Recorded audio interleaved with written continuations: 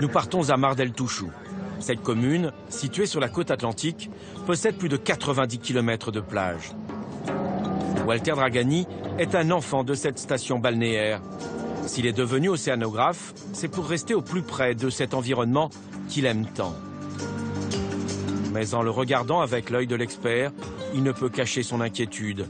Le littoral a changé. Près de nous, il y a des dunes naturelles et la plage est large.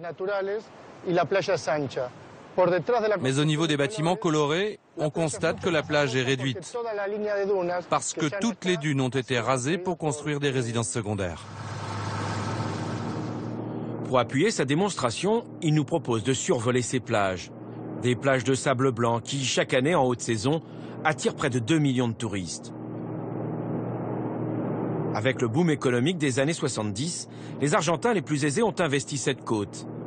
Bétonnage sur des dizaines de kilomètres au mépris, dit-il, de l'environnement, mais pas seulement. Bon nombre de ces maisons vont probablement être détruites par des événements climatiques extrêmes, surtout si elles ne sont pas protégées par des structures côtières efficaces. Avec son équipe, l'océanographe sillonne les plages de long en large. Il enregistre et analyse tous les événements climatiques. Son travail a commencé au lendemain d'un drame national. Voici une photo publiée dans un magazine très populaire. Elle a été prise après la Sudestada, très violente, qui s'est produite en février 1993. Elle a fait d'énormes dégâts, tant à Mar del Touchou que sur le reste de la côte. Dans ce magazine, le journaliste compare cette tempête à l'ouragan Andrew, qui s'était produit quelques mois auparavant à Miami, aux États-Unis. Ces événements sont considérés comme extrêmes. Ils peuvent non seulement se répéter, mais aussi devenir plus intenses. Avec plus d'énergie, ils pourraient provoquer des dégâts plus importants. Depuis ce drame, les tempêtes sont plus nombreuses. À chaque fois, la Sudestada souffle et soulève les vagues. Des vents violents et une mer déchaînée qui causent des dégâts importants. Les traces sont encore visibles.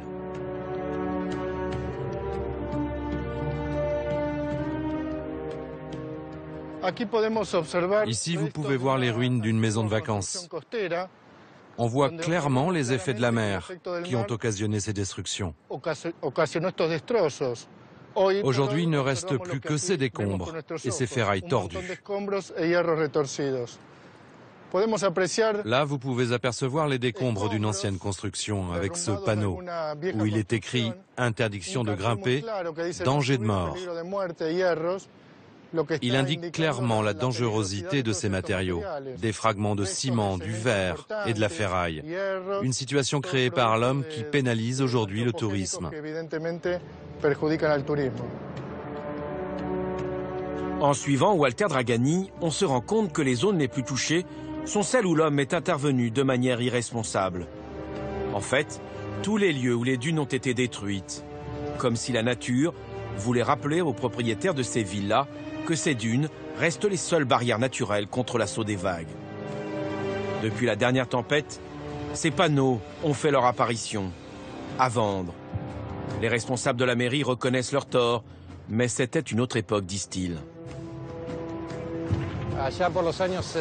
Dans les années 60-70, on a commencé à construire ces villages. L'erreur que nous avons commise, c'est d'avoir, au fil des années, utilisé le sable de nos plages.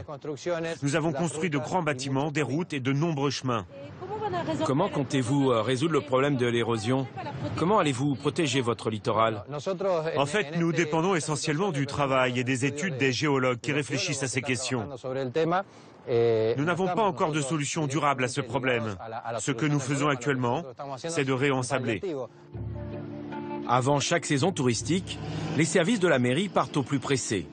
Mais à Mar del Touchou, personne n'est dupe. Le réensablement, ce n'est que de la poudre aux yeux. Une solution très provisoire et qui coûte chaque année à la municipalité des centaines de milliers d'euros. C'est aussi l'avis de l'océanographe et des habitants.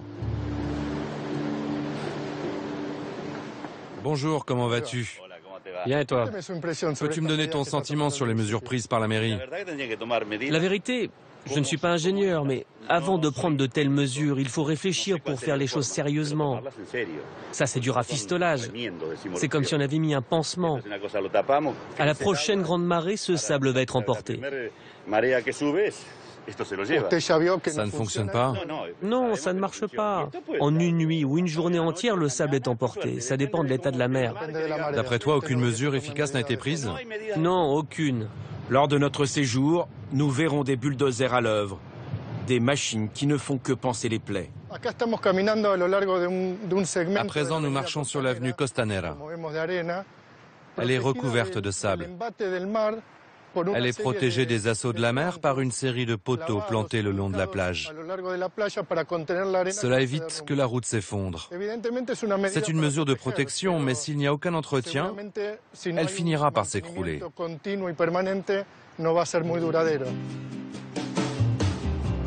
En fait, il n'existe actuellement aucune solution miracle pour empêcher cette érosion. Partout dans le monde, des scientifiques tentent de trouver une parade efficace. Des recherches essentielles quand on connaît l'impact de cette érosion sur l'économie d'un pays comme l'Argentine. Chaque année, au total, ce sont plus de 3 millions de personnes qui viennent profiter du soleil et de l'océan Atlantique. L'homme a certes sa part de responsabilité, mais l'ennemi reste ce climat qui devient fou. Walter Dragani l'a bien compris. Il nous entraîne dans un lieu sauvage. Il veut nous montrer qu'ici aussi l'érosion gagne du terrain. Régulièrement, accompagné de Pablo Rojas, l'ange gardien de ce sanctuaire, il mesure l'avancée de la mer. Dans cette réserve naturelle, il dispose ainsi d'une dizaine de repères comme celui-ci. 2,20 mètres. Lève un peu, s'il te plaît. 2,20 mètres.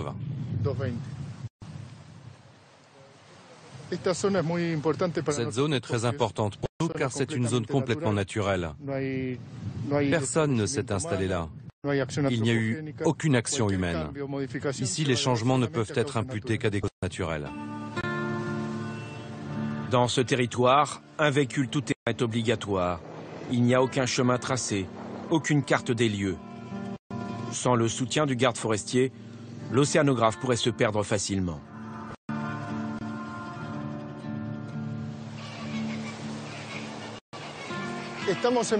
Nous sommes à présent à Punta Rassa, un site très particulier de la côte de Buenos Aires. Ici converge l'océan Atlantique à ma droite, un milieu nettement océanique et un milieu beaucoup plus calme, la baie de San Borondón. Au milieu de ces deux mondes se trouve Punta Rassa. C'est une formation sableuse qui, 50 ans auparavant, s'étendait sur 500 mètres supplémentaires. Avec l'érosion naturelle, cette zone a reculé de 500 mètres. Nous sommes ici dans une région classée en zone humide. Elle est protégée par une convention internationale. C'est une zone Ramsar où les oiseaux migrateurs viennent se reposer ou se reproduire.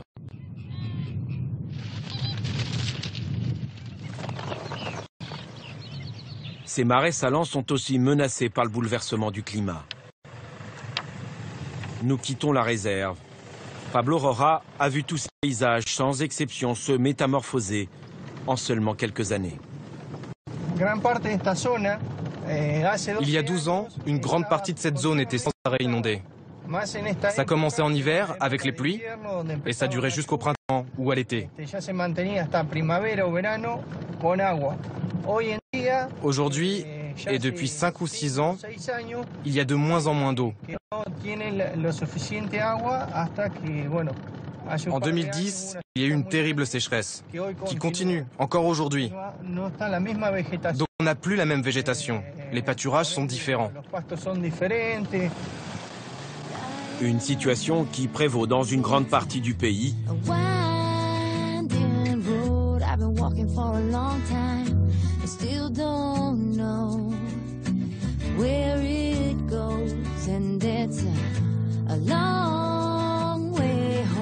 I've been searching for a long time. I still